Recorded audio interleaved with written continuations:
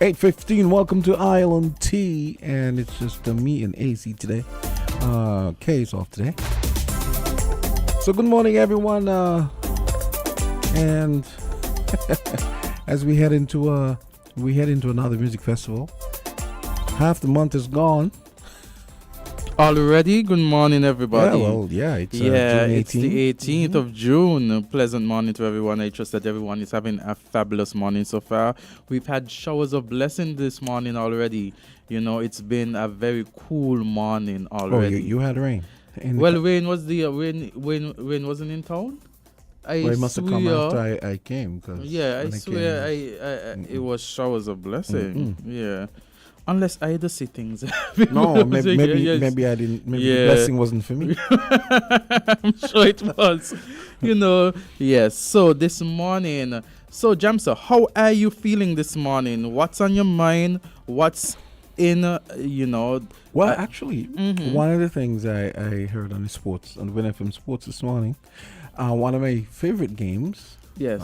Favorite sports. I don't play. I never really got to play it. But you look at it. Yeah, I like it. Yes. Beach volleyball. Okay, yes. So St. Kitts Nevis is I think they've gotten to the final stage of making it to the Olympics. Ooh. So I guess what final stage means, probably if they win whatever game I think they're playing somewhere in, did they say Chile or Peru or somewhere? If they win that game, it might mean that they either don't make it or they might make it. You know how sometimes when you have qualifying groups, sometimes two teams make it as opposed to one. Sometimes it's two, sometimes it's one, depending on. So we have a shot then. Yeah, but they're gonna have to really play hard because. I'm pretty sure they're going to be playing some team in a country with like millions of people.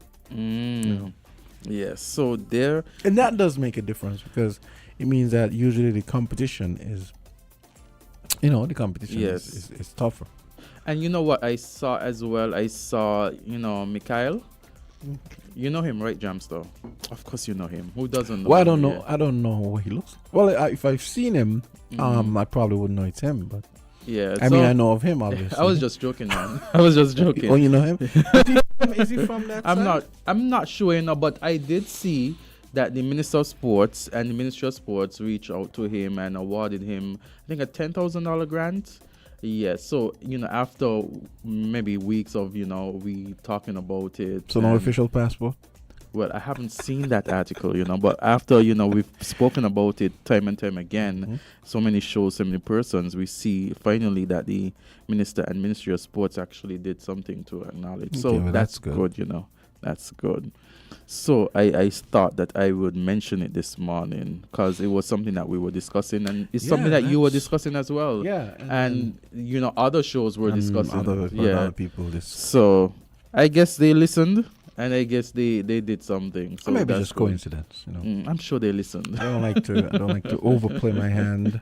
Well, if not this show, if not this show jam, so they listen to, they will have listened to. They'll have listened to other shows because other persons were talking about it. You didn't even need a show to know that they were getting on people's wrong side with this one. Yeah. And was it who pointed it out? Was it Powell? Yeah. Was the one who said it's 96 years. Yeah. Before St. Kitts finally scored a player on the West Indies team. So again, congratulations. And that is no mean feat, Yes. It's a big deal. Yes, congratulations again, Mikhail, and everyone who did their part to support him and ensure that he is where he is. Tremendous congratulations. I seen here on the Win FM News, right, Jamsa, I'm seeing that the BPW has elected a new executive for the 2024-2025 period.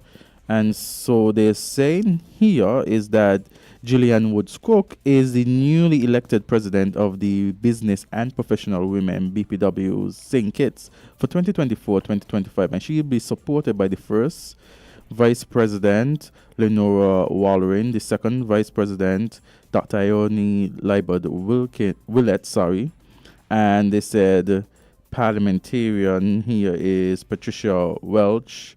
We also have Honorary Secretary Desiree Huggins, Assistant Honorary Secretary Corrine Warner. Parliamentarian? Yeah. What does that mean? Parliamentarian. Well, we have to see. I don't know in what context it means there, but I'm seeing Okay. parliamentarian here. I don't know Okay. if it means, I don't want to assume. So, yeah. So I have Honorary Treasurer Samantha Boone, Assistant Honorary Treasurer. I wonder if that's what they call. I know in the U.S. The sort of like sort of deputy speaker is called a parliamentarian. I don't know if that's when they have meetings and maybe they just use that term instead of saying chairman or whatever. I'm not sure. They have I don't want to mispronounce this one, is Kejelin Rollins Elliott. That's the Assistant Honorary Treasurer. We have Lynn Rogers Bass, who's the immediate past president. And the committee chairs include Shanika French, Training and Development, Prudencia Gayton, Projects and Programs. We have Golda Franks, Social and Hospitality. And we have Sarafina Osborne, Media and Publicity. And so he says here to welcome the new executive committee, the Business and Professional Women, St. St. Nevis, on June 12th, hosted a formal candlelighting and installation ceremony at the Kuna Caribbean Conference Center. Nice. So congratulations to all the young ladies as they represent the business professionals, women who are business professionals in the Federation of, on St. Kitts, in the Federation of St. Kitts and Nevis. Okay, and so I'm also still waiting to hear what's going on with Vibes Cartel, but I know that I think it was a judge who said that even before last Friday, because last Friday they were supposed to have it was supposed to last from Monday to Friday. Yes. I think like Tuesday or Wednesday the judge was saying that it might it could go down as far as September, as in deciding whether they're gonna think, or it could go into next year. So I know all the Vibes Cattle fans are probably wondering what's going on. Probably wondering indeed. So, and a lot of persons, just all they have to do is look at the news. As we said before, the matter is brought back to the Court of Appeal. The Court of Appeal to determine whether a trial will be done. So they just have to wait a little longer. I remember, I think I read where it said that it was 5 days to deliberate. Yeah. Yeah. So just have to wait a little longer to see what's going to happen. Another interesting story. Tell us, Jamster. Congress is they're going to be the Surgeon General, the U.S. Surgeon General, is asking Congress to require warnings for social media.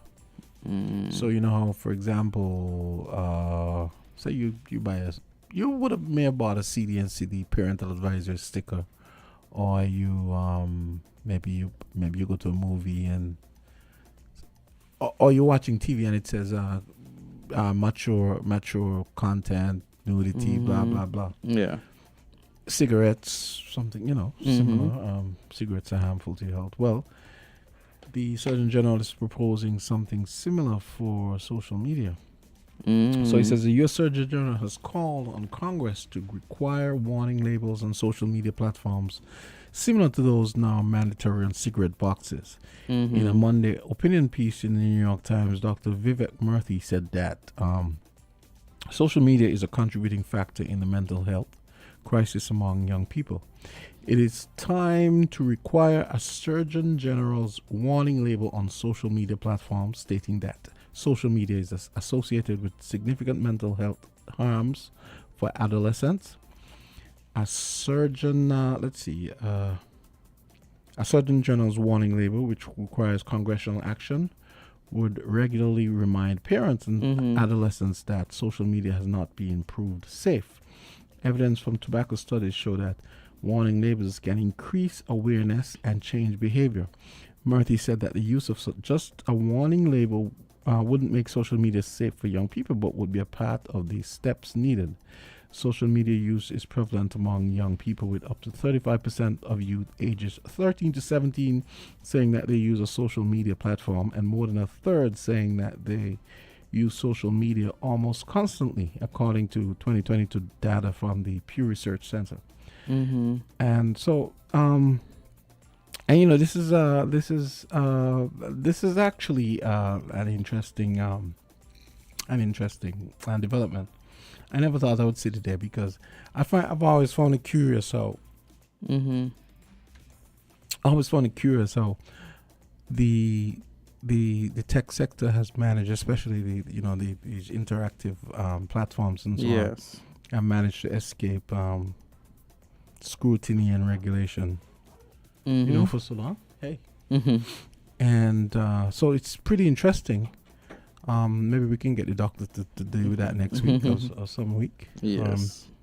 Yeah. So I think it's interesting that this is a step in the right direction, and I hope that that in the coming months we're gonna actually see. I think that would go a long way, because I feel like if you're going to, let's say you're going to YouTube, Mm-hmm. and you have to, you have to, let's say you have to wade through a page, an advisory page that says, maybe you should, this is something you really need to be careful about what you consume, what you read, how you interact with the people you meet on here, and so on. I think that's an important thing. So step in the right direction. Mm-hmm. Yeah. What do you think? Yeah, well, I must say, I think, that's something that the doctor could discuss. She's right there behind you. You letting her out? She's already early. Yes, so she's already early. She didn't hear. Oh, she didn't hear. Okay, then no problem. But, Jamster, as we continue, I can't believe, like, yesterday when we were talking about the music festival, right? I couldn't believe. I know it's in June, but I was like, I couldn't believe it's like next week. Yeah. How stuff just creeps up. Yeah, it just crept up so much. Yes. So, So I am seeing some. Just let me see if I see any other article that might be worthy to share. Let me take a look at what's going on in our neck of the woods. You mean the Caribbean? No, I mean St. Kitts. Oh, you mean St. Kitts? Yeah. What has been going on? So, I saw an article about, this is a story here in St. Martin. It says police investigating alleged poisoning of dogs. It said the police of St. Martin is looking into reports of dogs being poisoned in Point Blanche area. The police force said several residents have approached the community police officers with concerns concerning several instances where pets in the area have been found poisoned, resulting in unfortunate demise of several dogs. And so here, the police force is pleading with those responsible for these acts to cease immediately. It said that this behavior not only inflicts severe emotional distress upon the pet owners and their families, but also constitutes a criminal offense. The public is reminded that the intentional poisoning of animal is punishable under the law. Okay. Yes. Yeah, I was just remember we were talking about the volleyball earlier. I'm just here. I just found the story. So what's going to happen? For those of you who weren't listening, the St. Kitts Amateur Volleyball Association, yes, is at SCAVA. They're thrilled to announce a historic milestone for the nation's beach volleyball program. For the first time ever, St. Kitts and Nevis team has qualified for the final stage of Olympic qualification. This momentous event will take place in Tlaxcala, Mexico, from June 20 to 24. So that means they're probably there already.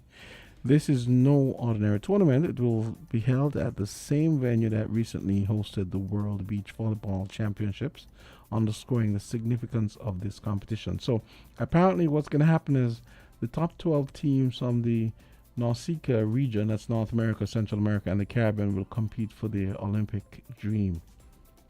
So I'm really hoping they make it because I love volleyball and you remember we had what's his name? And you mean Sean and and they do pretty well and people don't even know.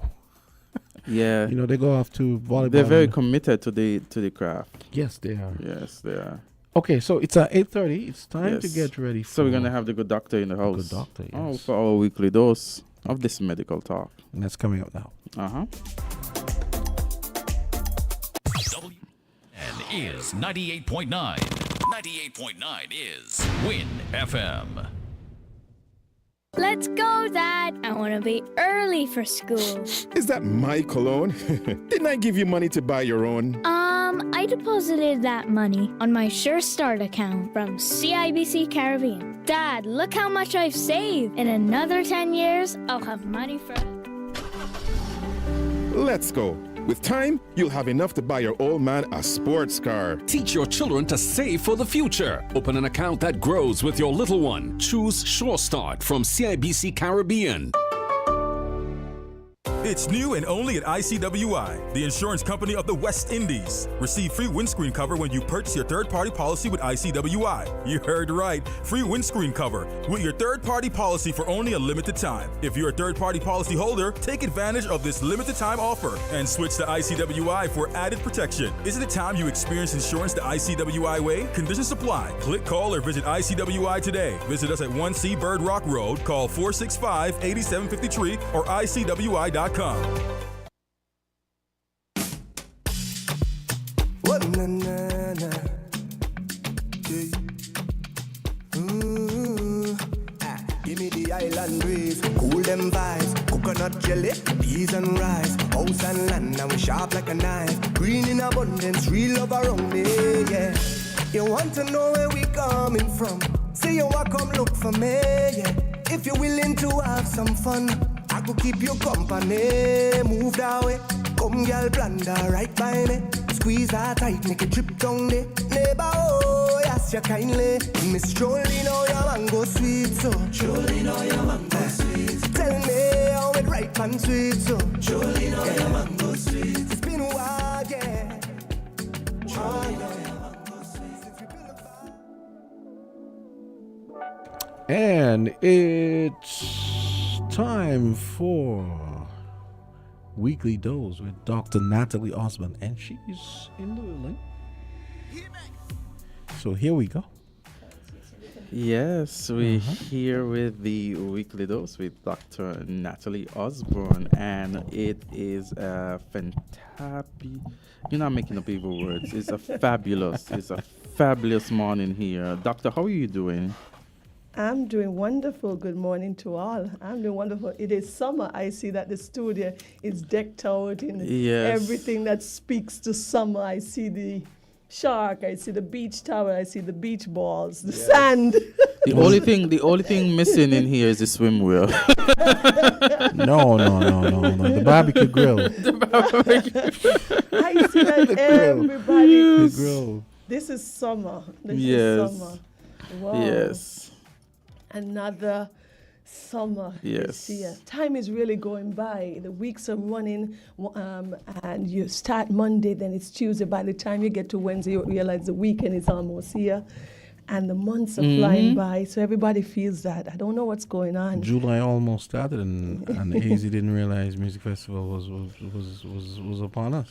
Yeah, yesterday we had a music festival guest. I knew he was here, and I was like, but wait, it's next week. Oh my God. Like, I feel like so many things are going on right now, June has been such a busy month. Yeah. Yes. I remember the music festival last year. I went, I don't normally go, but I had a guest, and I went on the Saturday night, and I said, let me wait for Burner Boy. But Burner Boy, 2 o'clock come, he's not there. I had to leave. So you left without Burner Boy? I am not that person, so it was very hard. Yes. I realized the crowd was excited about him, so I said, let me see who is this Burner Boy. I really didn't know much about it.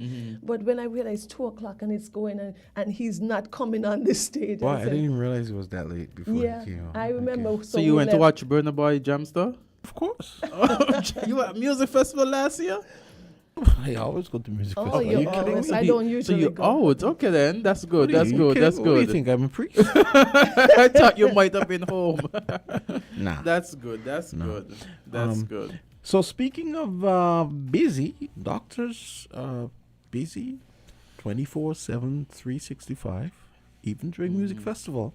And today's topic is appendicitis, and this can happen anytime, even during music festival.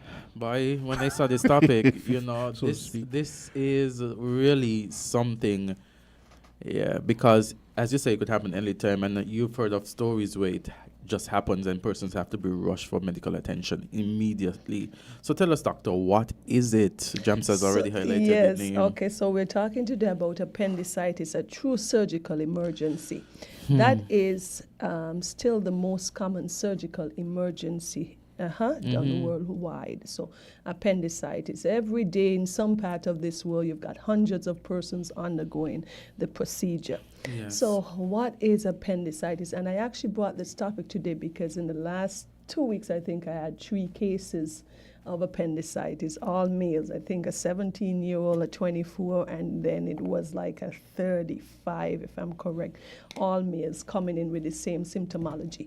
So it was important to bring this topic because though common, it's sometimes still perplexing to make the diagnosis of an acute appendicitis because the classic symptoms that we're going to talk about is common, is seen only in 50% of the cases. So sometimes persons present with some of the symptoms, not all, and it can be very tricky because to date still appendicitis is quite a clinical diagnosis, meaning that you use the signs and symptoms to make that diagnosis. So what is acute appendicitis? What is an appendicitis?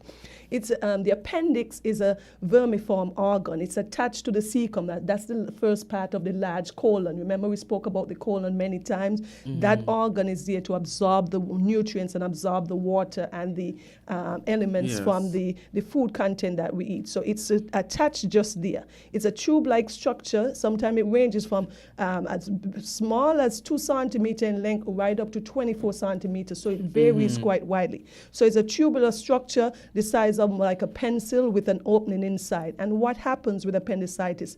The lumen or the opening gets blocked. It always starts there. And there's a buildup of the mucus secretion that is secreted from the wall, and then bacteria grows and it starts to become more distended, more inflamed. The blood vessels are compromised, and then you have acute appendicitis. So it has to start with the obstruction or the blockage at the opening of the appendix, okay? And that is then called appendicitis. Oh wow, you talk about having about 3 patients just recently? Yes. All being male. And All I being realized male. one in the teen, one in the 20s, and one in the 30s. So that goes on to the next question. How common is it? Yes. So we said appendicitis is the most common surgical emergency still in 2024, and is very often seen between the age of 10 to 30. Okay, so that youthful age. So it's more common in the younger generation.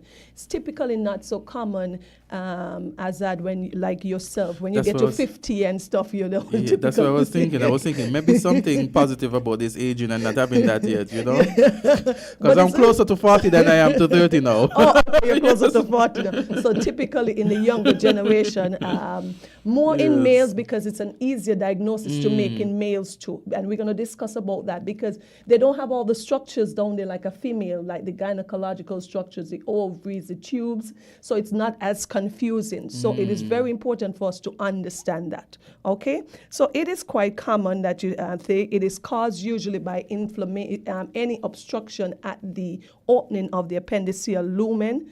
And what is that obstruction? We say it can be blocked by what we call fecalith. What is fecalith? Fecalith is like hardened stool, like stool that is calcifying and formed like a stone.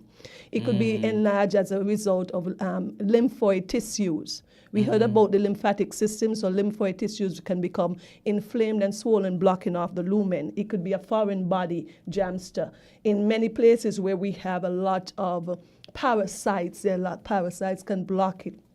Foreign body seeds, common things like that. But usually it starts with the blockage of the opening there. Yeah, I remember as a kid, they always used to say, they used to scare me and tell me, we had guava trees in here, and they used to scare me and tell me, oh, don't eat the guavas because it's gonna fill up my appendix. Oh yes, yes. Didn't scare me though. It didn't scare you, so you kept eating. Those guavas. Yeah.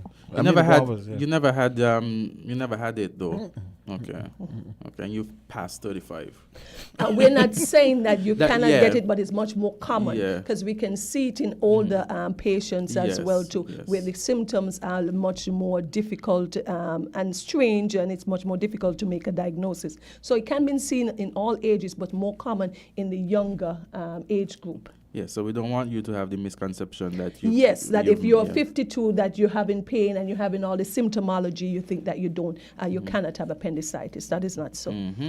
So, and as we spoke about, could you give us some of the...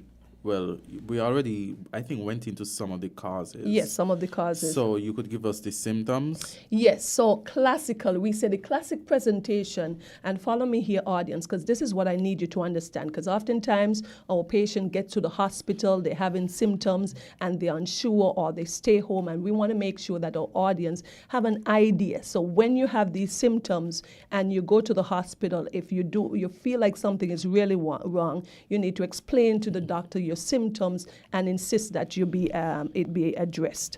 So some of the most common symptoms, they start with the pain. This pain usually starts around the navel or by the stomach region. So we say periumbilical or epigastric pain. And within 4 to 6 hours, that pain moves down to the right lower quadrant, down to the right side there. And that is the classic presentation. Sometimes the pain doesn't start around the navel, it goes right down there. So it usually begins with that pain. It's like a dull, uncomfortable pain, and then it becomes more localized and more specific. So it then goes down to that right side, and it's stuck there, and you feel that pain, that gnawing pain there. Then you have things like nausea. You feel like you want to vomit. You may vomit at times. You realize that you're not eating, so you've lost your appetite. Oftentimes, you've lost your appetite. And you say, oh, you feel cold. Although the day is hot or warm, you may feel cold, or you may have a fever, you feel your body is warm. So those are some of the main symptoms you want to think about classically. But sometimes in all the patients, you may not have the same presentation. That's why it becomes somewhat complex.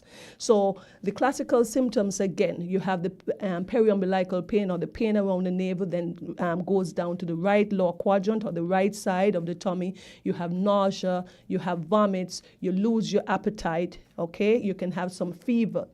As it progresses to, some persons then start complaining of other things like having diarrhea and stuff. Some of these are the symptoms. But the classic symptoms are those. What are the early signs? I think you mentioned some of it already. The early sign is that the periumbilical pain, the pain around the navel, and then it radiates within 4 to 6 hours into the right lower quadrant. And it may come and go at first, but then it intensifies, and then it worsens with the nausea and the vomits. So sometimes if you have that patient presents with the classic symptoms, it makes it more easy to diagnose. But oftentimes we have patients who presents to us in the emergency room, and they come when they have the periumbilical pain with the early symptoms, and if the pain hasn't moved down to the right lower quadrant, it may be confused to a gastritis.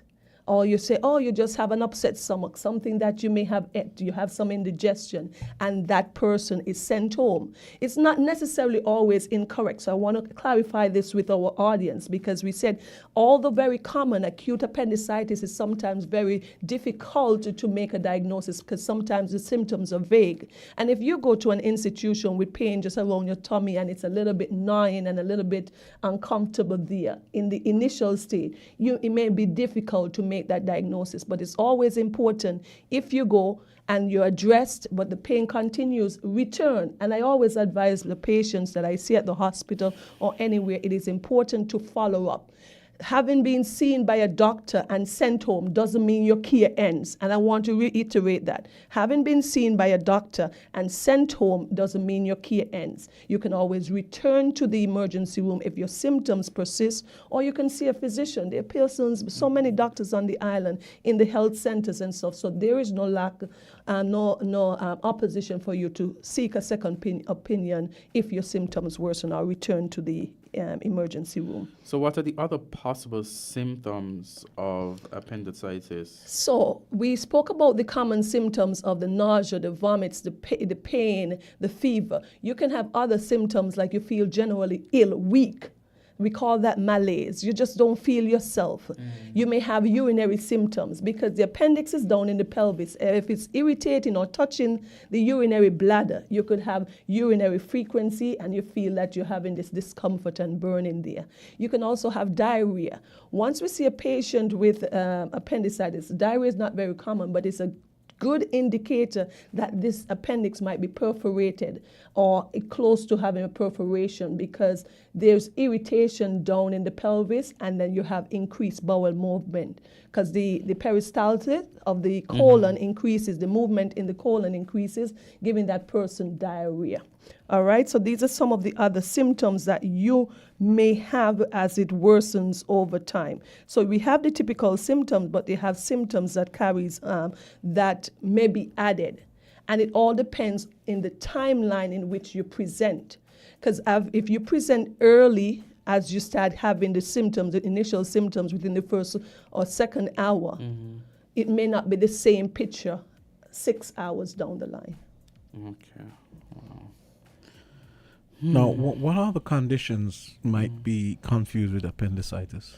This one is very important because we spoke about it is easier to make a diagnosis of acute appendicitis in male because the males do not have what we call the gynecological system. You do not have a uterus, there is no ovarian tubes, there is no fallopian tubes in male. So most of the symptoms, we call those differential diagnoses that sometimes you have to discard for you to come up with a final diagnosis. You have to go eliminating certain things. You have the urinary system there, for example. Yes. So you can have things like a kidney stone, a stone in the urethra, that tube that brings the urine down to the urinary bladder. You could have an inflammation or an infection there in the bladder, mimicking acute appendicitis. So any UTI can mimic acute appendicitis. So you can see that. Okay, you can see things if you have other bowel inflammation or colitis that affects the colon on that side, it can mimic acute appendicitis. So there are lots of different things. We have, I don't want to throw so much big stuff words out there, Meckel's diverticulitis, some of these inflammation or infectious diseases of the colon, Crohn's disease can mimic acute appendicitis. But with a female, because they have the gynecological system there, now you have a whole nother host of differentials. Pelvic inflammatory disease. So you have any kind of infection along that those tubes there. You could have an ovarian abscess. You could have endometriosis. You've heard of that disease. You could have an ovarian cyst. Oftentimes females have ovarian cysts, and some of them rupture spontaneously, giving you that sharp pain, and that can mimic appendicitis. They come to the hospital, they're evaluated. Oftentimes we may admit them for observation. With acute appendicitis, you've got to know that the symptoms doesn't go away. It worsens over time. So if you have some symptoms and you realize, oh, I have pain right now, then the pain go away and it come back again tomorrow. It usually is not the typical presentation of acute appendicitis. Symptoms in appendicitis progressively worsen over time if not addressed. So you have things like you could even have a stomach bug that may mimic appendicitis. All right, so there are several different things. Infection or even a pregnancy. You always have to, when we see a young female in her reproductive years with a pain in the right lower quadrant, you have to always do a pregnancy test because you don't want to miss an ectopic pregnancy where the pregnancy is outside of the normal place of the uterus. It could also be a normal pregnancy as well because as the uterus expands, there's stretching of the ligaments and all these other structures giving her pain as well. So you have to keep those differentials in mind. So hence why I said it's easier to make a diagnosis in the male than in the female. Yes, wow.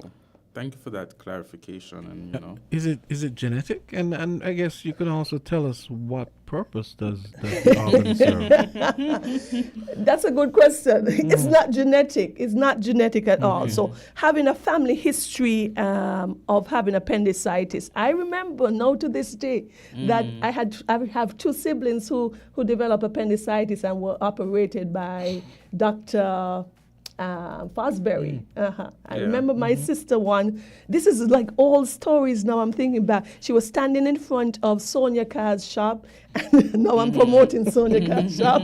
And she started having tummy pain. We were children. We were much younger. And then she went to the hospital, and then eventually she had her appendix removed, back in those days. So it is not genetic because no one else, I think I have 4 sisters and 3 brothers, and so everybody didn't develop appendicitis. My father, I think, has his appendix. My mother, she passed, but she had her appendix. So it's not genetic. And you asked an excellent question. What's the purpose of the appendix?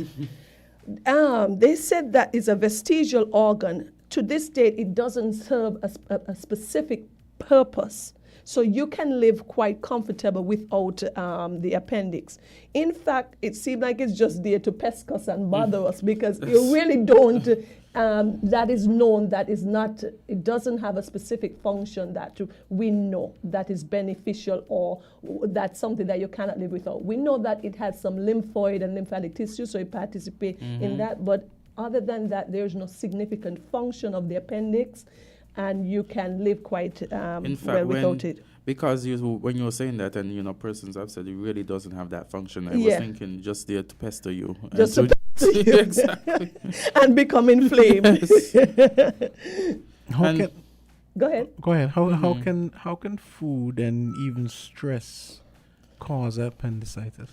Yeah. So it's rare, very, very rare. But remember we spoke about foreign bodies. If you have a seed there, in rare cases, you remember you spoke about those guava seeds and the old wives, the older heads may have known something and be onto something because anything can block the appendix and the opening or the lumen and start that problem, okay? So, but it's not really common. So I really don't think, can food cause appendicitis? My answer would be no, really, to that.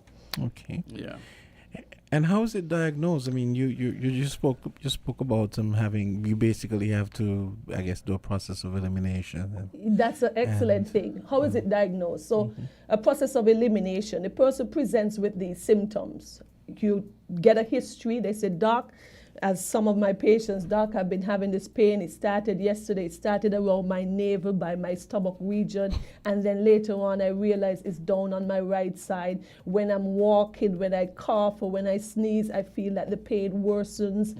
And I realize I'm not having the same appetite. I'm a big eater, but Doc, I'm not eating. And you would say things like that. And I actually felt like I want to vomit. I've never vomited in my life. Some people are like that. But I feel like I had to hold it down. So you know that you're not feeling well. And I even felt like I have some fever. So the symptoms, so you examine them, you touch their tummy. Usually you're looking for some sort of reaction when you press. I'm sure if you anyone out there who's listening to us, if a family member was diagnosed with appendicitis, you would see the doctor touch the tummy and the person would react. We call that rebound tenderness, like you press down and you release your hand and that person usually jumps because the appendix is irritated when it touches against the abdominal wall when you press down. So they have that reaction. And I guess you don't necessarily have that with some of those other things. Yes, so it doesn't react like that with a lot of other things. And so typically if a person does have appendicitis or something really there that's being irritating the abdominal cavity and the abdominal wall, you wouldn't have that reaction. And then you want to do some blood tests, Jamster. You're looking at your white blood cells to see that denotes or speak to infection. Azard, you're looking and seeing if those are increased. Okay. So if you have your white blood cells increased, that's a good indicator something is wrong. And the specific type of white blood cells, because there's several different types of white blood cells, and we're looking for a specific one that calls neutrophils. So you'll see the doctor do the blood works in the emergency room and then come back and say, yes, I'm suspecting this, or no, it doesn't appear because the blood test. But it's still not 100% because your body may react differently and your blood cells may elevate at a different rate, and it depends on the period in your presentation when your blood is drawn and taken. So you realize it's still a bit tricky. Yes.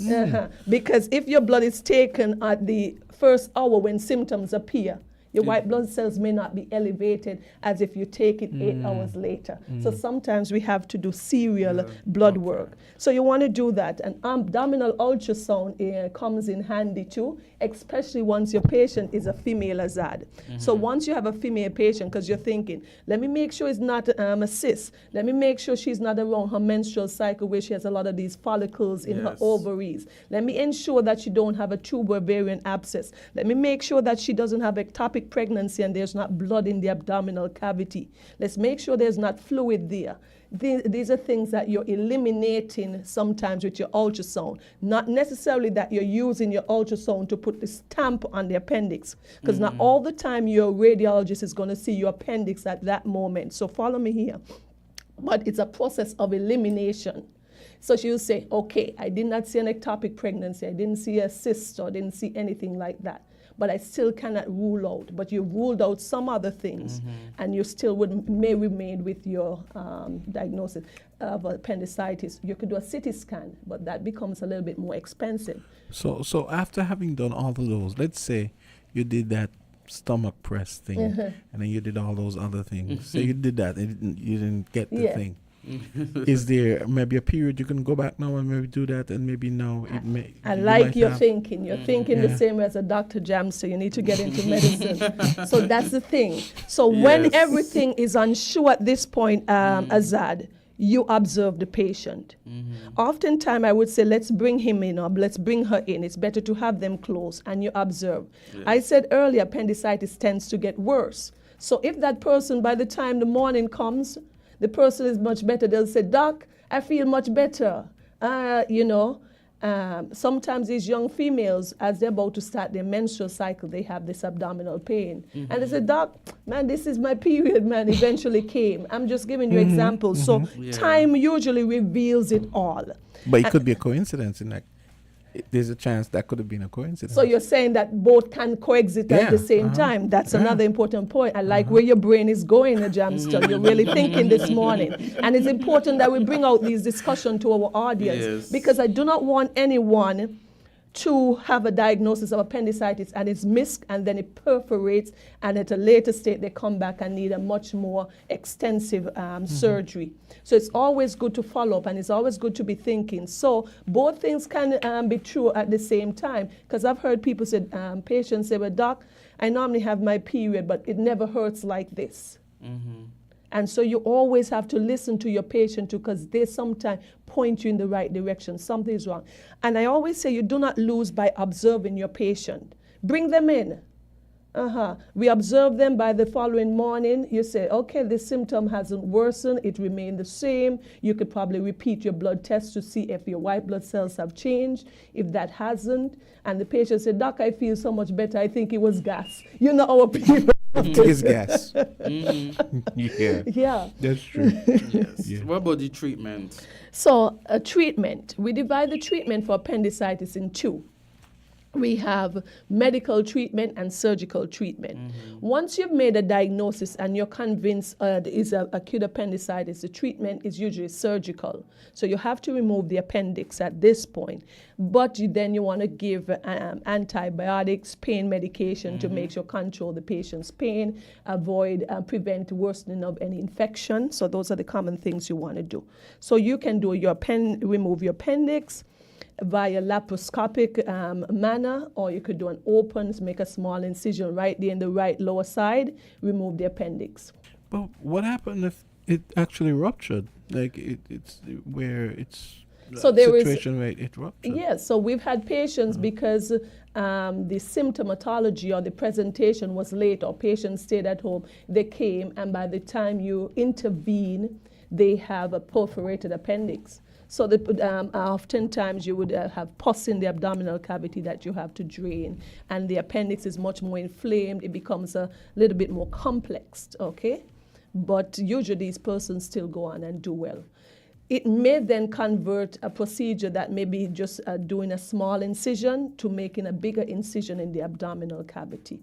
So we would like to make an early diagnosis so that the the surgical intervention is less aggressive, and the prognosis and the recovery time is much better. Because it's not the same as having a large cut in your mid-abdomen to having a smaller cut down in your right side. You follow?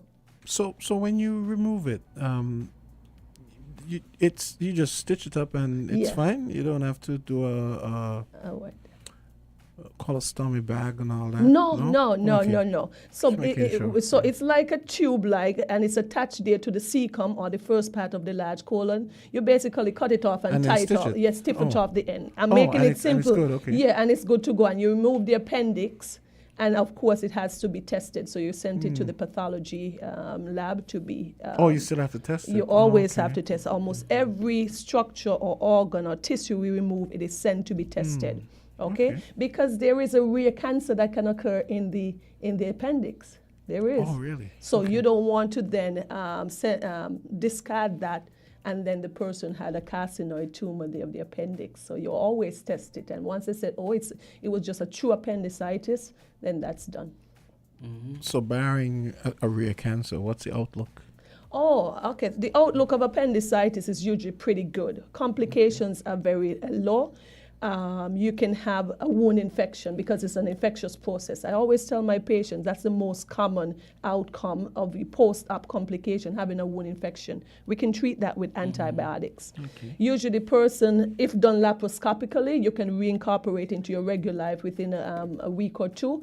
If it is done open, we usually give 4 to 6 weeks of leave, sick leave, and then the person can reincorporate into their work life. I guess that's when people have those "it only hurts when I laugh" episodes. You know what I mean? Yes. What about the recovery time? So the recovery time typically between 4 to 6 weeks, typically. So, and we're not saying bedridden 4 to 6 weeks. We tend to give you that time so you recuperate well, so you do not go back into your office, have long hours seated, or have to do some, you're driving a truck or stuff like that. So it's not that you're bedridden, because I've seen patients within a week or two. I have to tell them, slow down, you just had surgery. You realize that you have to give yourself time to recover. So during recovery, you don't have to change your diet or anything?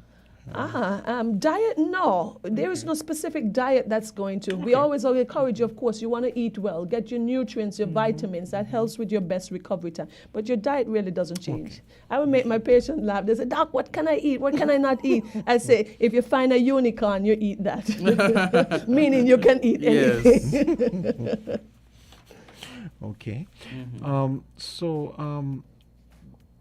When I guess this would be a nice way now to just maybe give us some bullet points about when you should seek medical attention for appendicitis. Okay, I like that. When you should seek attention for for acute appendicitis, when you have this pain that usually starts around your tummy, your navel area, and then it goes on to your right lower quadrant. I want you to keep that in mind. Or even it starts there, but it doesn't ease up. You realize, because sometimes we'll say, man, I'll observe this for a day or two. And you realize it's unrelenting, it's still there. And even though you took 2 paracetamol, sometimes we self-treat and you say, let me see. But after 4 to 6 hours, the pain returns, because remember, the problem is still there. So the pain that doesn't resolve, you want to keep that in mind. And if it's added with things like nausea, vomits, and you're starting to just feel unwell, it's best to have be seen by a physician, because lots of time people say, oh, I'll just lie down at home and it will go away, but it's not going away. So it's best to be evaluated. So once you're having the abdominal pain that persists, that is one of the most important symptom, I would suggest. And if it's added with that, you're hard to eat and you realize you've lost your appetite and you may have nausea, vomits, you want to come in and check that out. I just realized, along with the gas for everything, that's the other thing people like to say, I don't feel so good, I'm going to lie down. Yes, yes, people often say that. I'm going to lie down when they're not feeling well, And do you also realize too, that's why we have to be careful. Persons come to the emergency room more at evenings. Why do you think that? Because they will have the pain and the discomfort throughout the entire day. Because they want to sleep. They come to because there's my theory and my thinking is that there's a sense of fear as the night gets in. You remember joy and peace comes in the morning. There's a sense of fear. So people are thinking, if I lie down, what if I don't wake up? That's classic. So the emergency room has a period where it's always packed, and this is studies internationally between like 7 to 9 and stuff. Really? But you've had this problem all throughout the day. You went to work, you've been doing everything, and you say, oh, well, I have this pain. Let me go to the hospital now. Or I'm having this pain and I'm lying down, and you start thinking the worst case scenario. Let me go to the emergency room now. Speaking of which, before you go, why is it a lot of times you have, even when you have like say maybe you even stepped on a nail, why is it the pain is worse at night? Well, that's it, because that's an important thing. We're distracted by life throughout the day. I think that's one of our reasons. Remember, once you're busy and stuff, you're going about doing all your activities. You say, oh, I have this gnawing pain, but you continue to do it. You have to pick up the kids, you ignore it. You have to make the meal, ignore it. But when you settle down now, you said, oh, this pain is there. And it draws your attention more to it. So I think that may be one of the, yes. So it's a lot of psychology, because the intensity of the pain, if it increases as it does with appendicitis, it may draw your attention. But if the same pain now, you've slowed down from the rest of life and its activity. So now you realize, oh, this pain in my foot is there. This pain is there. This pain is there. And now you're thinking, I better get this thing checked out. And typically we think the worst case scenario. Remember, once we start to Google, everything is death is coming upon us and stuff. So, so I want the audience to remember always, appendicitis is a true surgical emergency. It happens, it's one of our most, it is the most frequent surgical emergency that requires surgery. It is something that is clinically diagnosed in most of the cases. It is supported by other imaging studies and blood work. And nothing is wrong in coming to the emergency room. If you're sent home, come back again. There's nothing, because I always tell the patient to kind of make sure, because people think that care ends once you go home. We always advise our patients, and I encourage all of the young doctors to say, follow up always. If the pain worsens and you give them signs and symptoms to look out for, you always return if that be the case. So observe at home, return always. So do not think your first assessment is your only assessment that you will need. Okay, we're a little over time, but there's a call. We got one call. So caller, go right ahead. You can go ahead and talk to the doctor. Hey. I just want to lend something here to the question. Doctor, please tell the audience, and especially those who are experiencing this pain, and if you reach the point where you lost the appetite, please don't wait. Go to the hospital. It is a serious thing. We don't want this thing to rupture inside of you. Please go to the hospital whenever you begin to feel weak, especially when you look at your appetite. Yes, yes. Thank you so much for reinforcing that to the audience. And you're not a bother. People need to know that they're not a bother. Do not stay home and think, oh, I went up there and they told me everything was okay, so I don't want to go and bother them. It is not a bother. It's our duty to care for you as an individual, as a patient. Go back as many times as you want. If you're feeling that there is something is wrong, you know your body best. You feel that something is off, you go back and say, Doc, I was here earlier. And it's always important to preface it by saying this. I was here earlier, I was evaluated, but I went home and the symptoms continue. Don't hide that you were here earlier. Because some persons say, oh, I'm not going to say anything, and maybe they'll just evaluate me and see what comes up. But it's important, because then they can what? Do a couple of things. Look for your old notes from earlier or from the day before, and they can make comparison. It's important to be upfront. The continuity of care. Yeah. So make sure you said, I was here earlier, I was assessed, they told me it wasn't anything at this time, but the pain persists or something does seem off, and they can give a more in-depth look. Because it's not the same when you come in a second time. That person's mind should go off like this. I need to really evaluate this and really make sure. And I'm just thinking continuity and context. Yes. Because you can't just come and in a vacuum and say, so you were there earlier, you come back, maybe the staff has changed, you just come back. That's the thing. And you People didn't tell do not them, say yes. And you didn't tell them you were there before. Yes. I mean, It's and you very don't say important. anything. You just, you know, Oh, doctor that have doesn't make pain. sense, No, yeah. it's best that you do that so Yeah. they can collect get the whole information, the whole notes, and make a comparison.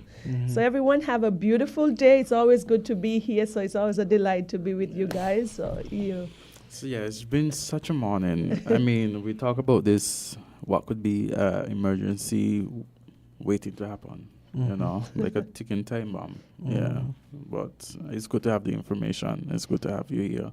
So and knowledge is power. Yes. So we want That's to make how we sure prepare. Yes. Okay, so we would love it if you could find some, no pressure, but find some a way to work in that social media thing. Because I imagine, have you ever had before you go, have you ever had any like attempted suicide cases?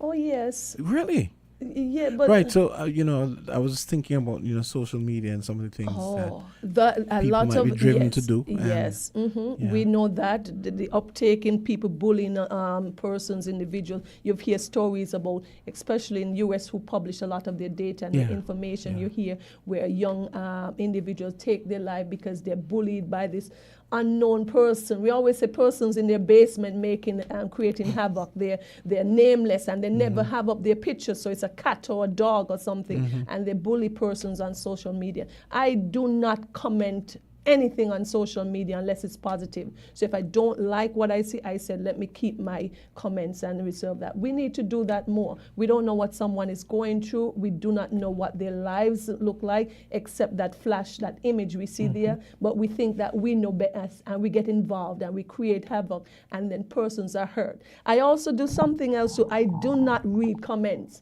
If I make a post, I do not read your comments. I am sorry, because I don't want, if the comments are good, and usually they are positive, but you don't want to read that one negative comment that, and you know, negativity always. You blow it out of context. Yes. Out of the proportion. Yes, and that is the thing. People could say 99 things good about you. That one comment you're going to keep fixating on throughout the day. And I don't want to do that, so I leave the comments. When I post something, I leave it, and I'm like, I turn away from it completely. But you know, as you said that, usually usually there's so many other positive comments that persons don't sit down and actually type out. You find that sometimes it's the negative ones that they type out, but that's one negative compared to maybe thousands of positive that persons don't normally express, but might just, look on.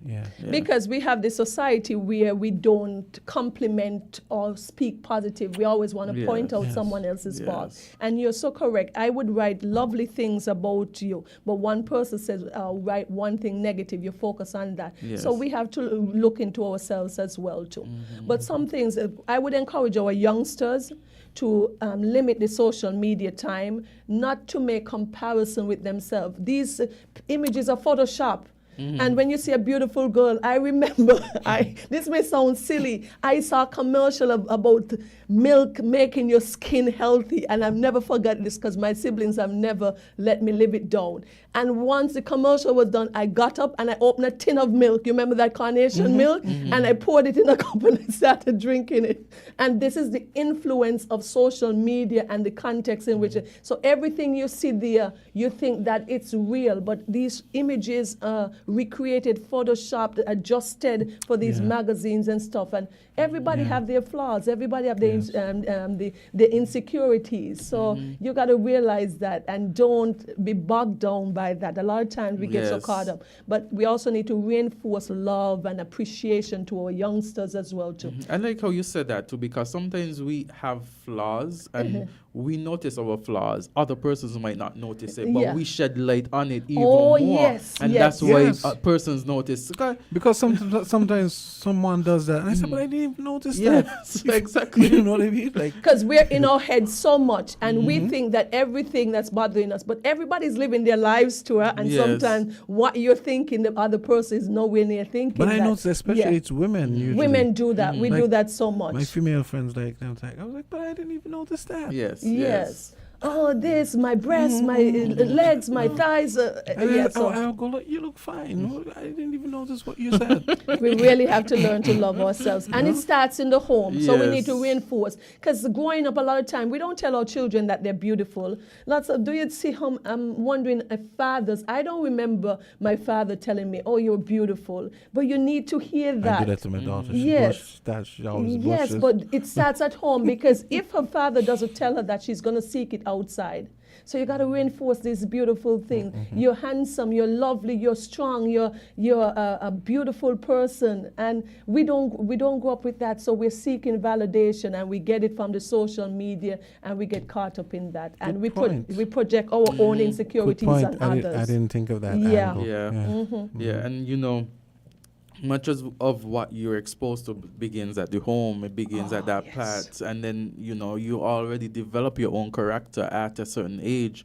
Studies have shown that most of your character development happens at an early age, very early, by the age of 7. And so you have, and if this is not positively reinforced early with all the love and attention and affection in the home, by the time you get those negative feelings and those negative self-assessment, how are you going to change that? It takes years of psychology, of counseling, because no matter what, if you were told that you were ugly as a child, no matter how many persons tell you after that you're beautiful, you're stuck in your head with that negative comment, that negative thing, that you are unattractive. And that's why sometimes, with parents, with the words that they speak to their children, especially in anger, they have to be very careful, Yes.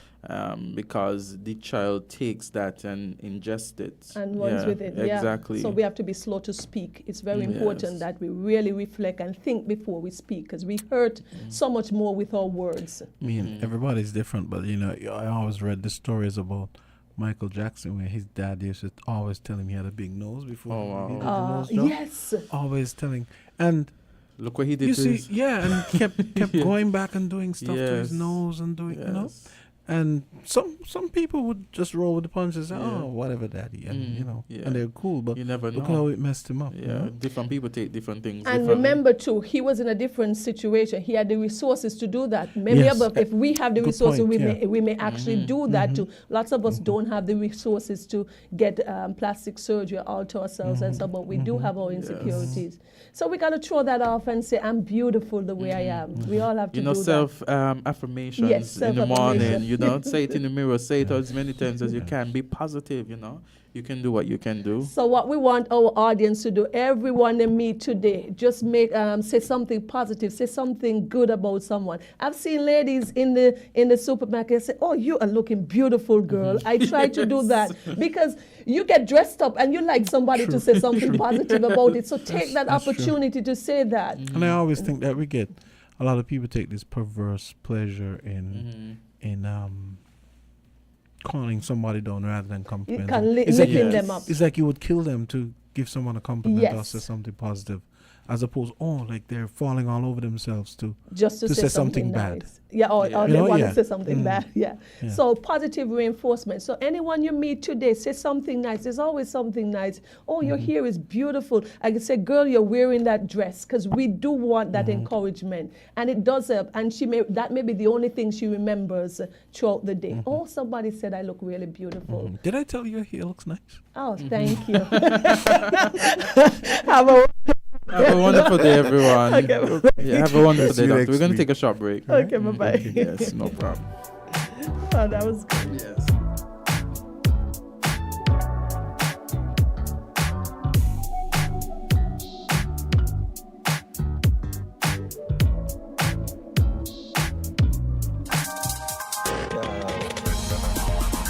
We're different. We're 98.9. 98.9. Win FM.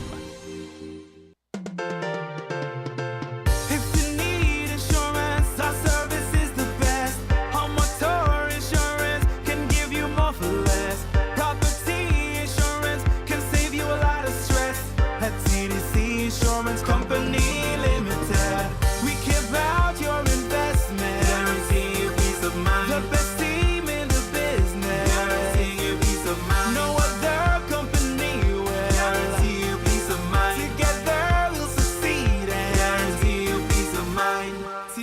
Insurance Company Limited, where you get more coverage for less. Maybe it's the way the brilliant gold liquid reflects our sunshine, or how the bright blue of its label mirrors the clear Caribbean skies overhead. Maybe it's the fresh, crisp taste of this beastly cold beer on a scorching hot day. Maybe it's even the way it brings us all together. But one thing is for sure, Carib is very much a part of who we are wherever we're from in the Caribbean. Carib, it's the way we play. Drink responsibly. Yeah, similar know about you, but me love sing is a nervous bad. Soca Zone presents Showcase. Is a brand new show. It's an open mic edition for the artists. You can come and showcase your talent, where you can sing, do what you feel like, freestyle. If you want to be a singer from how long, but don't get the push nor the courage, this is the show for you. Every first Saturday, every month, we're going to be doing a show for the artists them. This is what the open mic edition is all about. Host Tazlim, aka DJ Raspy of Tough Out Sound, and Scratchy Bama. We don't know. Soca Zone 98.9, Win FM, Soca Zone Showcase. Every first Saturday, every month, Soca Zone presents Showcase Artist Thing 98.9.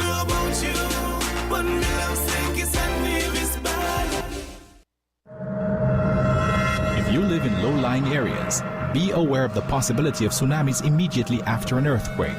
A strong earthquake lasting 20 seconds or more is a natural tsunami warning.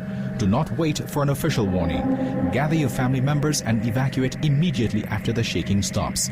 Don't delay. A tsunami could occur within minutes. This message is sponsored by the Australian Government, AusAid, and produced by NEMA in collaboration with WIN FM. Do you want to know what's happening in sport? Tune in to On The Ball, a weekly tour show which is on WIN FM 98.9 every Tuesday from 7 to 9 p.m. with me, your host, Troy Biff Mills. We will keep you on the ball with our variety of guests and, of course, your calls, discussing the facts and the stats and sharing your opinions. Get on the ball and stay on the ball by tuning into On The Ball with Troy Biff Mills on WIN FM 98.9 every Tuesday night from 7 to 9 p.m. and also on Facebook and YouTube. Be on the ball.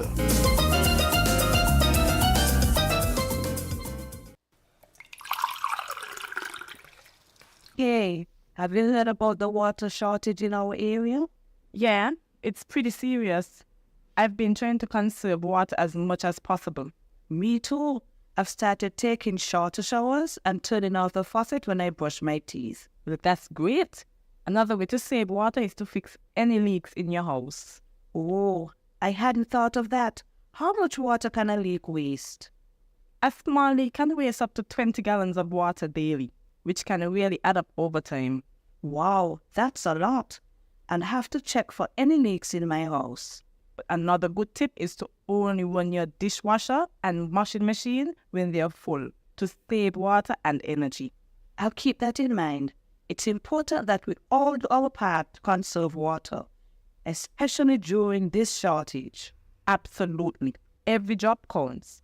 This message was brought to you by the St. Kitts Water Services Department. Learn more at water.gov.can. Caution!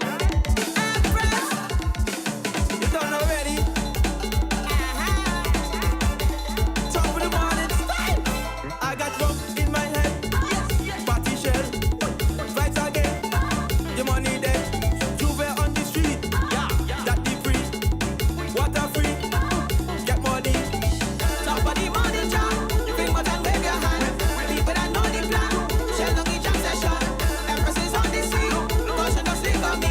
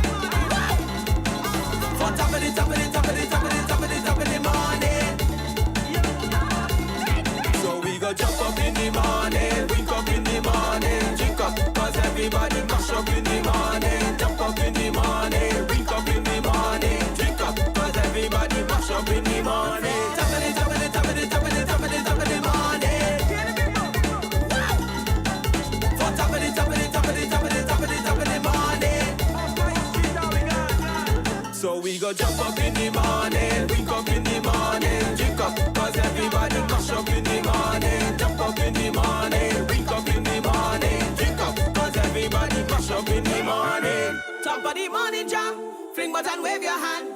People that know the plan, shell on the jam session. Empresses on the scene, cautiously coming. Ready my beats on me, 3 a.m. on the scene. Hey, that's the sound of music from Antigua Carnival as they get close to Carnival 2024. That's Caution out of Antigua, top of the morning. Now, I really wanted to play because this is something dear to my heart, and I think it's something that everyone should be paying attention to as well. As far as regulating what your kids consume on their devices, whether it's a laptop, the tablet, the phone, the games, all that stuff. So I think this suggestion or this push by the Surgeon General, Dr. Vivek Murthy, to have Congress pass some laws, some sort of advisory laws for social media platforms. I actually think it's a pretty good thing. So I really wanted to play a report, and maybe we can take some calls if anything piques your interest. If you have any thing you guys want to weigh in on the issue, you can give us a call. Now, AZ had to take off for court, so I'm basically alone. So I'm going to give this a listen, and don't forget, if you want to call, and we can discuss it. We can discuss any other issue as well, all right? So here's the Surgeon General Vivek Murthy on the latest warning about social media. In a new op-ed, the U.S. Surgeon General is calling on Congress to take action and pass legislation that would put a warning label on social media apps. Earlier, our Caitlin Huey-Burns spoke with U.S. Surgeon General Vivek Murthy. And the U.S. Surgeon General Vivek Murthy joins us now. Dr. Murthy, thank you so much for being here. We appreciate your time. Of course, very glad to be with you today. So what would you like this warning label to specifically say, and what kind of impact do you think this label could have? Well, first, let's talk about why this is important. What we are living through right now is a youth mental health crisis, and social media has unfortunately emerged as one of the contributors to that crisis. Last year, when I issued an advisory on youth mental health and social media, I noted that when young people, adolescents in particular, are spending more than 3 hours a day on social media, that's associated with a doubling of risk of anxiety and depression symptoms. And what's the average use right now? It's 4.8 hours a day. So we have reason to be concerned, but the warning label is important to help parents know about the risks, to know that the harmful content that kids are often exposed to, whether it's violent or sexual content, the bullying and harassment that many of them experience online, and the excessive use that's often engendered by features that would seek to manipulate their brains into excessive use. All of this is contributing to these mental health strains, and parents and kids have I think, a right to know about the harms that they're enduring. And I want to see if you can provide a little bit of context to kind of the urgency that you're calling for this. I'm curious, how often is a warning from the Surgeon General label, that kind of label, how often is it applied? Well, it is unusual to apply a Surgeon General's warning label, but we find ourselves in a unique and unusual situation. This youth mental health crisis that we are living through, with extraordinarily high rates of anxiety, depression, and suicide among young people, this has become the defining public health challenge of our time. And a warning label is one part of a larger set of solutions that we need to make social media safe for our kids. Last year, I called on Congress to put in place safety standards and data transparency requirements that would help to achieve that goal of making social media safer. And the good news is that we've done this kind of thing in the past. When it comes to cars, for example, we didn't just accept that the high rate of car accident-related deaths that we were seeing in the 70s and 80s were just a natural part of modernity. We didn't assume that we had to live with that. We said we can make cars safer, and we established the independent standards and enforced them that got us seatbelts and airbags and crash testing and a host of other measures. We've got to take that same step here, and we've got to do that with urgency because our kids' health and well-being is at stake. And as you mentioned, you have been calling on Congress to take action on this issue for a while. As you know, and as you've noted, this kind of label would need to be approved by Congress. How have you spoken to lawmakers about this? What's been the reception? And do you have confidence that they could actually pass something here? Well, this label would require congressional approval, and that is similar to the labels that we have for tobacco and for alcohol. And by the way, the data from that experience with tobacco and alcohol tell us that labels can, in fact, be effective at increasing awareness and changing behavior. But when it comes to Congress acting on this, look, I have had conversations for several years with members of Congress about social media. There's bipartisan interest and concern about what's happening in terms of impact on youth mental health. And I think we are seeing more momentum now than at any time in the last 20 years to actually doing something to make social media safer. So I find all of that encouraging. But my message to Congress is that we have to act with urgency. The most important thing we've got to do is make social media safer with safety standards.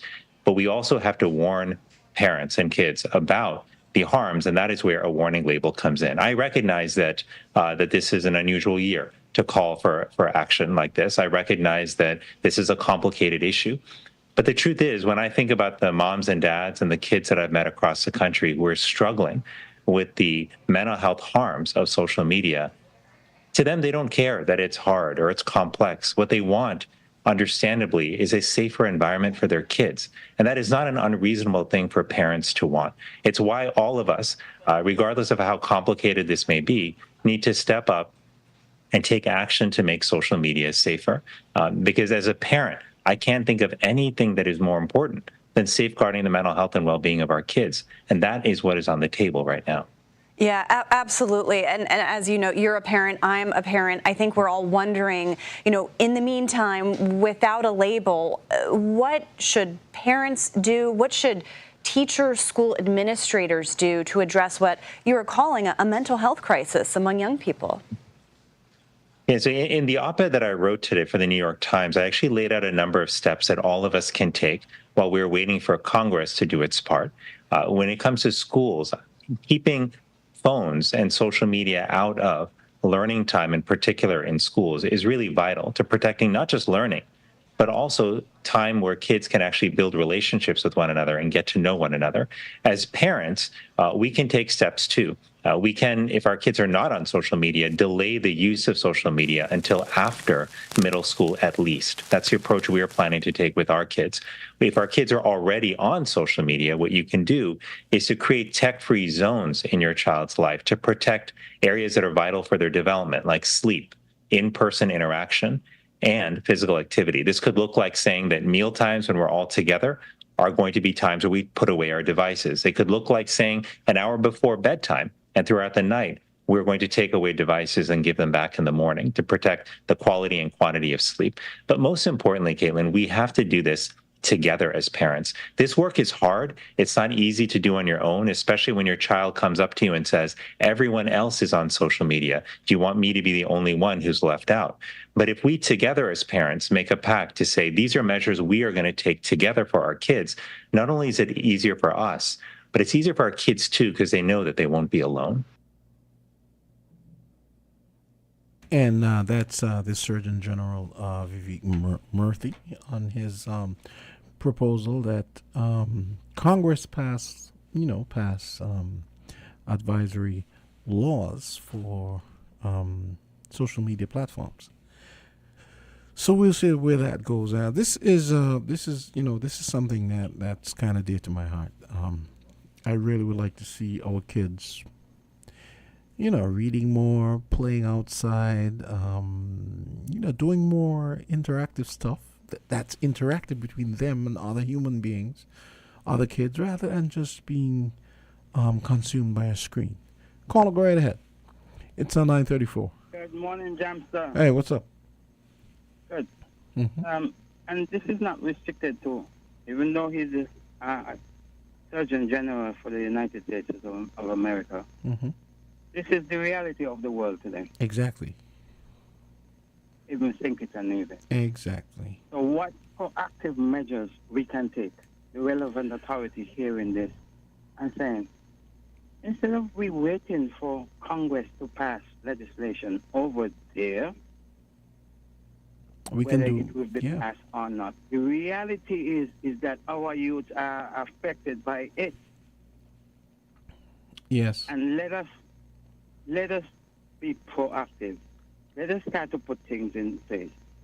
As complex as it is, we can do some remedial, do something. I mean, let's catalog so that some. we can compel the parents. Yes. And compelling might be a harsh word because it's like we don't want to be dictatorial. Well, hey, sometimes life is harsh. Death is harsh. I mean, what are you going to say? Oh, well, we shouldn't have death because it's harsh. I mean, come on, Because it is what it is,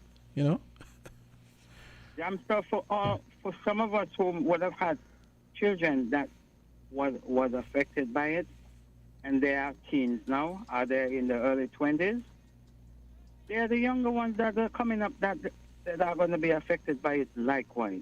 Exactly. And it's going to be cyclical. Exactly. And the effect of that, it is scary. It is dangerous.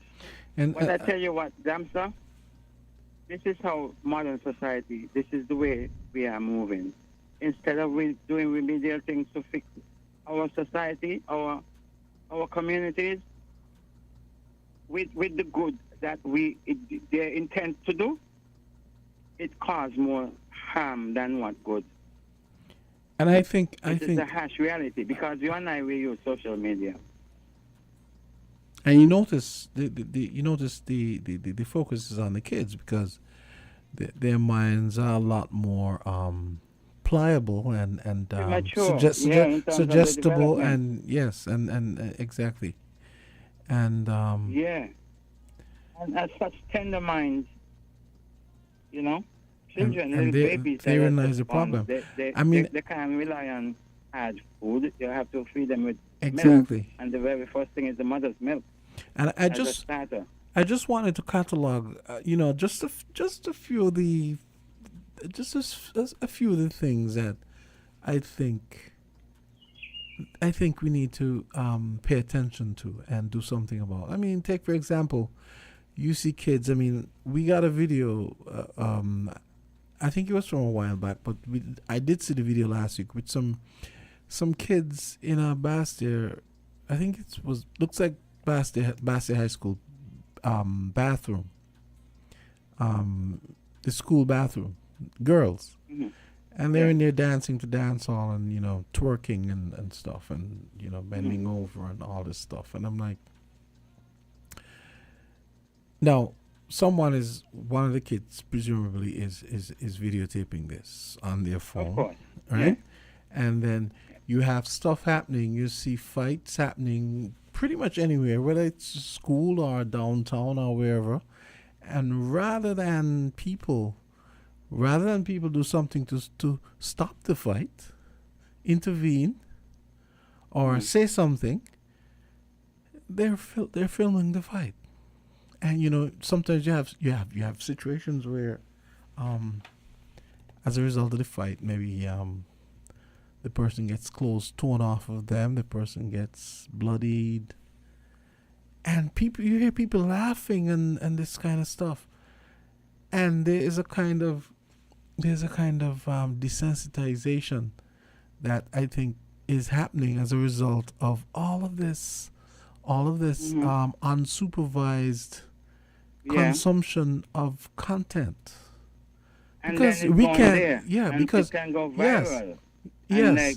I mean, even just the passive glorification, to the credit to the one who might video shoot that is like, wow, they become such a famous person for doing that and sending it viral. But the point I'm making is, you have this kind of insensitive filming of stuff in our society, and part of this has come about because you have all this. You have all these hours of unsupervised social media consumption, because parents and family members and maybe older siblings can't be looking over. You can't be helicopter parents or helicopter older siblings all the time. You can't be looking over their shoulders all the time to see. And then I don't even get the impression most people are even thinking about it like that. They're not thinking. And then, also, one of the things that the guy said in the interview with this lady, I think the journalist, one of what came out from that conversation is that, well, a child will be left out because he doesn't have a cell phone, right? And who knows? It would have been that same child that would have done the video shooting, like in our case down here. The peers, most of them, they have cell phones, and you're going out with your peer, and you're the only one that don't have a cell phone. Well, full disclosure, my daughter doesn't have a cell phone, and she's 14.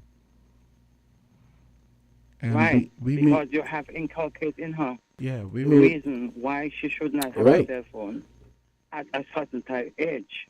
Because we made and then you have inculcated in her meet otherwise, because it seems like, without a phone we can have a specific time, 3:30, you meet me at a specific place. And in terms of communication, the communications, how we used to communicate before, gone out the door, gone out the window, as opposed to the modern communication by you having a cell phone, I having a cell phone. Call me when you're ready. Instead of meet me by Rams, meet me by a particular, like the circles. Okay. Look, I gotta take a break, and I want to move on to another topic, which a lot of people seem to, for some reason, a lot of people feel like we should only be talking about the MSR issue. And one of my issues with that is the fact that I honestly don't know much about what's going on. It's you could say it's in the court, basically. I don't know what it is people expect us to say that hasn't been said already. And until there's a further unfolding of this narrative, there's not really much we can say, right? So I've been getting all these comments. Why don't you guys talk about MSR and this and that? Anyway, let's take a quick break, and I'll come back, and I will take your calls if you guys wanna. We're different. We're 98.9. 98.9. Win FM. Magnum, my brand. Everybody put your Magnum in the air now. From you a drink Magnum, make me see. Take charge of things now your place now. From the river to the beach to the street. Hot Magnum when me have in a me hand there. Give her a sipper, she tell me sweet. Look for me watch for your quick time check. Yeah. Right now a Magnum a for your beat. Enjoy yourself every day of the week with a Magnum. My life I forget sweeter. Must be 18 years and older to drink. Drink responsibly. Feel the magic happening. Campari. Taste. Something incredible happens when Campari is mixed just right. Like Campari and orange juice poured over ice. Taste it. Try it tonight. Bitter, sweeter, better. Campari. Must be 18 years and older. Drink responsibly.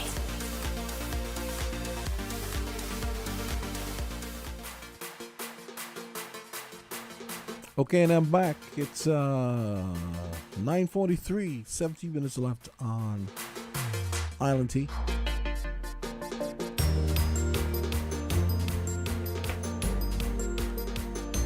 So, like I was saying, for some reason, people want us to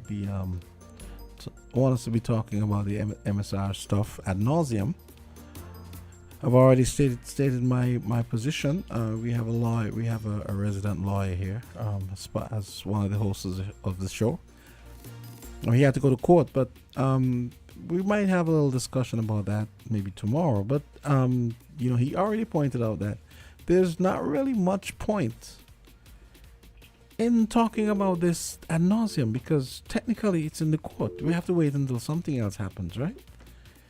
I think it's been pretty much beaten to death already, and it's not even it hasn't even advanced as far as a court case. Caller, go right ahead. Yes, good morning. Hey, good morning. I got up late and I'm just listening to what you were talking about with the label at the social that the Surgeon General want to put on internet and social media. The thing is they want to put a label on social media. At the end of the day, everything boils down to the parents. Because it don't matter how much label you put on it. It boils down to your parents, and the child cannot have a phone unless the parents give it to her. The child cannot go on a computer unless they have access to the computer. So you put a label on social media. But then again, I hear thinking, when I'm in Sinkits and I'm scrolling through the channels on the TV, all I see sometimes is raw sex. Okay? They got the dirty channel them on the TV.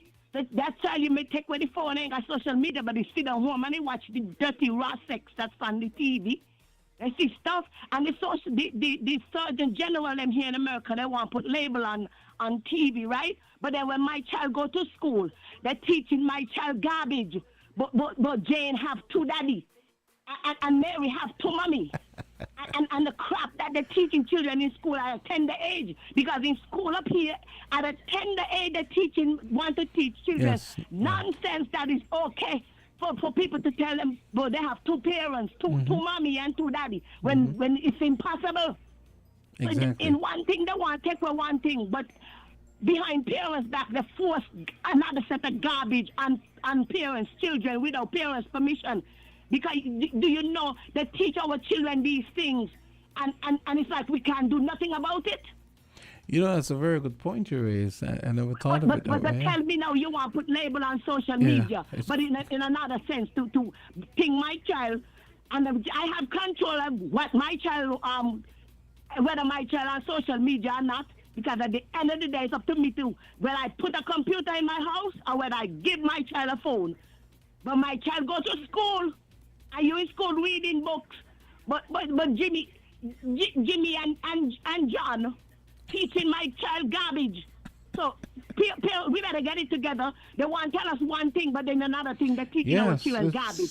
How confusing is that to my child when my child got to come home and ask me garbage questions about, mommy, how come you have two daddy? How come Sammy got two mommy?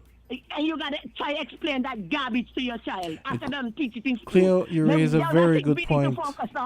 You raise a very good point. I didn't even think of it that way. That's a very, very, very good point. The contradiction. Those are things that put our children where we have no control over. We could control our social media in our home. You have a good day. You too. And you know, this is why I say it's important.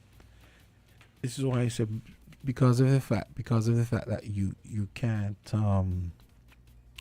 look over the kids' shoulder 24/7. Some people aren't media savvy. There are actually apps and utilities that you can use to monitor what your kids do. You actually can monitor every single thing that your kids do. So this is something that perhaps a lot of people who are concerned about what their kids consume on their devices, this is something that they should probably look into in terms of, maybe having policing apps set up on their devices. And the good thing is that some of these apps, the kids wouldn't even know that they're being monitored, because it might not necessarily have to be on. It might not necessarily have to be on the device directly. It could be somewhere else in the network, So, because of the fact that we can't be there 24/7. We have to work. We have other things to do. The kids spend a lot of time on these devices, and it's very harmful. So I think it's very important that we start thinking about. And we actually talked about this a few months ago. I think we were talking about this a few months ago. So it's interesting to hear the Surgeon General now talking about talking about urging Congress to act. But Cleo raised a very, very good point, because therein lies a contradiction. On the one hand, the Surgeon General and you could say the U.S. establishment at large wants to. They want to have these advisories. He wants to have these advisories legislated, but at the same time, like she said, they're teaching the kids about that it's okay to be a homosexual and all this kind of stuff in school. So yeah, I didn't even think of it, but that's a very good point. But this is why it's very important that it's very important that we do what we can. We do what we can to inculcate in our kids the importance of a rich and varied, let's say, a rich and varied consumption of, let's say, entertainment and or even education, because yes, obviously the computers and everything, the internet, it's obviously a fabulous educational tool. I mean, now with the advent of artificial intelligence, that has all sorts of other adverse implications. But we have to make peace with the fact that it's both good and bad, and we have to find a way to police the bad and to promote the good, but also promote balance in what our kids are doing as far as the entertainment and the education and the way they interact with the internet. Hey, caller, go right ahead.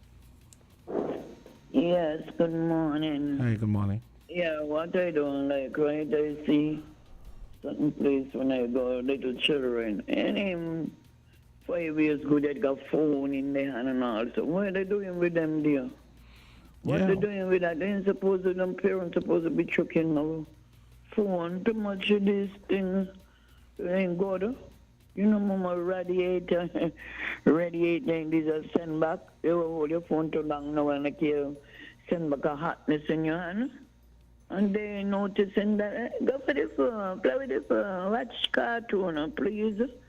Put on a TV and they try to watch your cartoon, sit down and try to watch cartoon from a distance. I don't like that at all, and yes, I see them going on as a lady just to you raise a point. Yeah, you raise a point which you raise a point which I was about to raise.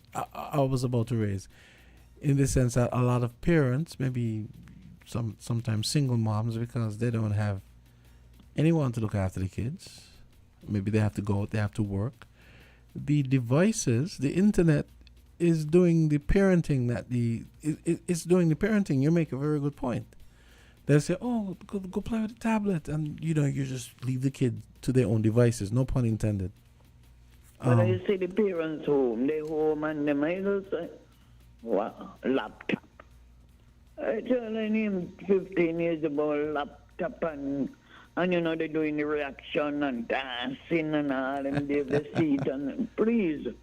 I used to be saying, these home phone when they come up, right? You can't take up the phone.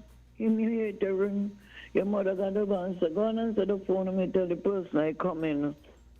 The lady just said, I don't know what happened to these people. They just got nuts or something. Babies are now going to get these things, the voice in them ain't good. I hold in the phone, and sometimes you send a feedback to my hand, a stinging. Because I tell you, they put on more power now, into it. And these people ain't thinking. What are 3 years or 4 or 5 years, even up to 10 years trying on with that deal. People are getting a child, go to school. Go to school, they phone anything, go to school. Anything happen, you can't go to the teacher, complain, and then when you reach home, your teacher may ask you, what's your mother number, where your daddy number? And they take it and call them and say, such and such happened to this person in school today. I don't know what happened, I don't just watch out. Too much carelessness. happening now in front of children. So they're more going to be, open up more faster than we used to. We used to take our time. We baby come and play in we head. We think what's up. And nobody ever tell us the right way, the real way, because, and we didn't know none of these I could tell you what's going on. I don't like the voice thing, them children that them in at all. I don't like it for sure. Yeah, it's a good point. And could you imagine, for example, Cleo alluded to it. Imagine, like, sometimes I wonder, my daughter has homework to do and so she has to use the computer and so on, right? She doesn't have a phone. That was a decision we made. But sometimes I'm wondering, I was like, I wonder what she's doing. I wonder what she's doing when we're not home or when we're not around or when we're busy doing something else. Sometimes I sneak up on her to see what she's doing, and sometimes she has a way of closing windows and so, but then I go and I check the windows, but she thinks she's slick, right? But, I laugh, but, this is a very serious thing. I really wonder what she's doing when we can't be around. Caller, go right ahead. 956. Yeah, good morning, James. Hey, what's up? I'm cool, man. Mm-hmm. What all of us were praying for and still praying for started to shed a little tsunami tears out the eye, rain. Oh. Yeah, thank God for that. Yes, for real. Keep down this humidity here, man. For real. Yeah. Yeah, the two last female callers there. Bonus and then my good friend here from Connery, Connecticut. Mm-hmm. They are so right and they are on the ball. No. The good book, which is the Bible, says, train up a child in the way he should go. When he's old, he will not he will not depart from it. Here goes these people in a big country, I'm calling them, everybody know. The first thing they teach your children in school, listen, you have a right to defend yourself. If your mother or your father watch you too bad and you don't like it, because they consider that as child abuse. Mm-hmm. If they hit you, if you say a bad word or you do something negative and wrong that is in the home, and they have to spank you, one lash in your hand with a hand, just to knock you across the shoulder, call the police. That is child abuse. So the children them got that in their head that they should be allowed to do what they want in the house, and the parents not even supposed to talk to them. If they talk to you hard, call the police. Next thing, the authority they're going to want to say, okay, you do not know how to train up a child, you're speaking to the child too hard, and they're going to take the child away from you who bring it in the world, and they're going to look for a foster parent to give them to that foster parent, who could be worse than the child mother, as well as around the other hand, they could be better than the child mother in speaking to the child, but they don't mean more love and caring for the child and the parents who bring it here. And then when the child learn the nonsense, the bull dropping behind in school, and they go now and they put it into action, they're going to lock up the child, hold the child, and then lock up you, the parents, so that you're responsible for the child and you can't take care of the child, so they take it from you. A lot more could be said, but time consuming. Have a good day, John. Yeah, Thanks okay, for taking my call. All right, great. You have a great day. Okay, and we're clearly gonna be looking at this topic some more in the future. So this is something that concerns all of us. So we definitely will be revisiting this, and it's a pity. It's a pity, a lot of times we only pay attention to stuff because the people up there do it, But, this is something I've been talking about for a while. Okay, so let me take one more call. Caller, go right ahead. Okay. Looks like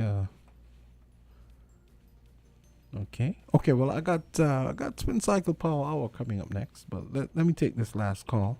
Caller, go right ahead. Hey, sorry, I was contemplating whether to go through with the call or not. No, go ahead. Go ahead. Absolutely. I don't know what I don't know what. Listen, we are told not to let our heart be troubled, okay? Because we have a lot more to see and to hear about. Do you know, I mean, you all were talking about children and the internet and certain things that they see, you know, that they should be a bar and them and so on. But hey, listen, yesterday I happened to be listening to a radio station, and I think that is ZIZ. Mm-hmm. And do you know, I don't know if I should say it's an ad, or it's an advice, or it is an admonition, or it is an instruction. I don't know what to say it was, or it is. But you know, the person is telling us that we need to respect the LGBT community, and the LGBT community needs to be given positions and so on, and you know, listen. This is a local radio station. Yes, ZIZ. And if I'm not mistaken, I'm sure the voice that I heard, I stand to be corrected, but I'm certain that the voice that I heard is one that goes by the name of Morvan Thompson. It sounds like her. And I'm here wondering. I tell you, listen, it seemed like it's a stone that landed right in my stomach yesterday. I had to cry out to the Almighty. I said, what are we doing? What are we doing? I mean, persons have their preferences, they have their fetishes, they have their this and whatsoever, right? Everybody, they're going to say everybody has their right to choose. That's what is being branded about now. Now, if you have your right to choose, do that. Just like how I might be in a relationship, nobody expects me and my partner to come out in public and do what we have to do to be a visual offense and insult to other people. So it is with everybody, because there are other people who are living in communities besides them who affiliate themselves and who join themselves to this immoral, diabolical group that is called the LGBT. Yes, I say that. And it's not just me. Let them go to the Bible, because we say we are a Christian society. Right? No, there are different persons who have different persuasions in the community. Just like how they don't want to see a heterosexual couple come out in public to do certain things, because people are going to look badly on it. We don't want any specific group to come out and do that. No, you're going to say respect. Respect what? When you respect a person, it goes with everything. It goes with everything. I keep on telling people, you know, this group is not to be played with, you know. Because just like you have normal thinking men who go and rape girls, or maybe even women might do it too. Mm-hmm. These people do the same thing too, you know. So we have to look out for our younger children, because it's in the last 7 years, 8 years, this thing has exploded. And we are going down. We hear a lot of people say we are a blessing. Yeah. Are you there? The Creator is allowing us a chance to repent of all of these nonsense that we are adopting from another that we specifically were told we should never be a part of, never adopt these things, and we are doing it. And we are saying we are blessed. When the Lord ready to put his hand on this country, you hear? I always say, I just hope and pray that those who mean him, whoever the Creator is, because I don't know, but I know there is a Creator, that the good does not suffer for the bad. Yeah. You have a blessed day. Yes, you too. Well said. Okay, I gotta leave it there. I got Spin Cycle Power Hour coming up next.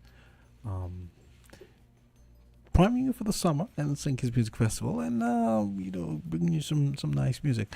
Okay, so this is gonna be it for Island Tea. We're gonna have Kortensia and of course AZ back with us tomorrow. So stay tuned for the spin cycle.